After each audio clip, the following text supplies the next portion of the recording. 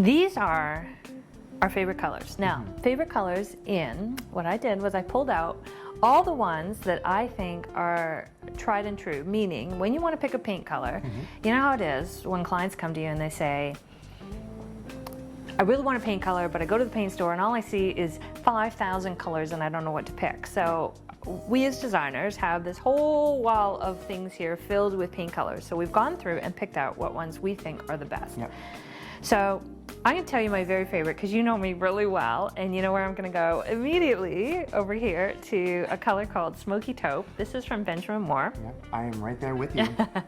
And why I like this color is because it is a really nice neutral gray beige that won't go pink. Yep. And I think that's really the difficulty when you're picking beiges, that they don't turn out pinky or apricot peachy, which most people don't want. So that's one of my favorites, and it's guaranteed to always look good. Yeah. I love it because it changes color with the lighting too. Yeah. In the mornings it looks quite taupe, and in the evenings it looks very gray. Which is not a bad thing. Nope. People panic if their color changes. So in terms of favorite grays, do you have one? I put a gray pile out, some Martha Stewart colors, some Benjamin Moore. Yeah, I would tend to go towards the more warm grays, which would be maybe in this tone here with the Rockport gray. Okay, that's also a Benjamin Moore color.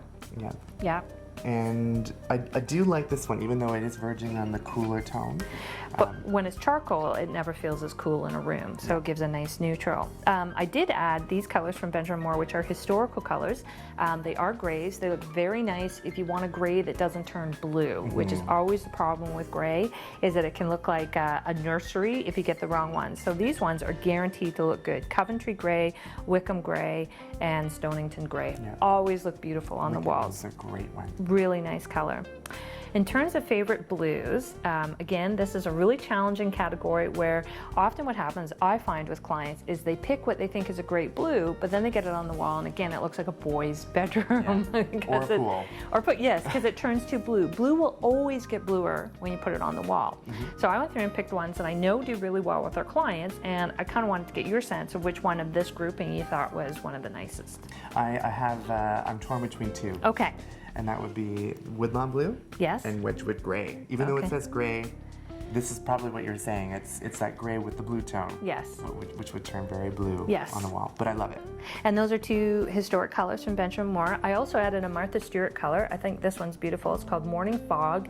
Really nice color if you want a bathroom that has kind of a spa feel, or a bedroom where it's very light. Really, really nice color. I think the Benjamin Moore historic colors and the Martha Stewart colors are both very nice palettes that you really can't go wrong with. So if you're looking for a great white, I put out what I think are some really good whites that work very nicely. If you want a crisp white and you're doing a more modern design, you want to be careful not to err on the side of blue, because if you have hardwood floors, it will look really dingy against the white trim. So the white that I always defer to is Oxford white. Yeah, that's a good one. It's warm. It's a very warm, but without looking yellow. So even though on the chip you may be worried, never go by the chip, look at it in the room. It's hard because when you look at the white chips, they're all next to each other. Yeah. So you see those little tiny differences, and it's not relative. That's right. It's not relative to the space. Now, so I like Oxford for a cream, a modern, crisp white. That's where I would go. If you want a white wall, the little bit of tint that's still fresh, I like Gray Mist. Both Benjamin Moore colors again. And one of my other favorites is actually a Martha Stewart color called Tailors Chalk. It's a really nice white with a hint of gray or black through it. I haven't seen that one, so I like it a lot. It's lovely. It's a really nice, if you're going to paint a space white, it's a really nice one without getting yellow, which is sometimes the direction that white will go. Now, I do have another favorite in Benjamin Moore, which is called Simply White. And what I like about this one is also nice warm white. So if you have lighter wood colors, blonde, maples, pines, this is also a very nice white, so Simply White. In terms of our last few color directions, I put out some of my favorite greens. They're trendy, as well as colors that I think that are very livable. That's our key thing, greens and yellows. So in terms of greens, it's what I would pick is Hancock green. I think is a really nice limey green without being unlivable, and I think that's really, really important. Otherwise, it can be turned into Kermit the Frog green. Right, I can see that. I love this Georgian green though. It's such a nice sagey green that has that hint of yellow, so it's also a great neutral. It is very good color. So those are our greens. And then last but not least is over here from Lowe's.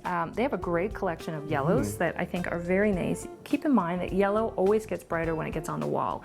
So although it may appear all happy and sunshiny yellow in your hand, you paint it, it can look like fluorescent. So it's very important. Screams at you. It's right. It's very important to pick a yellow that's not too bright. So I think their collection here is very nice. I love down comforter. I love buttered popcorn. And then this one down here called butter cookie. Those are all yellows that I think are very livable, great colors, look really nice. So the key to getting a good color is lots of intensity to the color, but also lots of tone, meaning gray, so that you can have color on your wall, but it doesn't feel as though it's gonna like overrun you. Because you know what? You don't ever want to paint twice. No, you don't. Been there. Done that. Yes.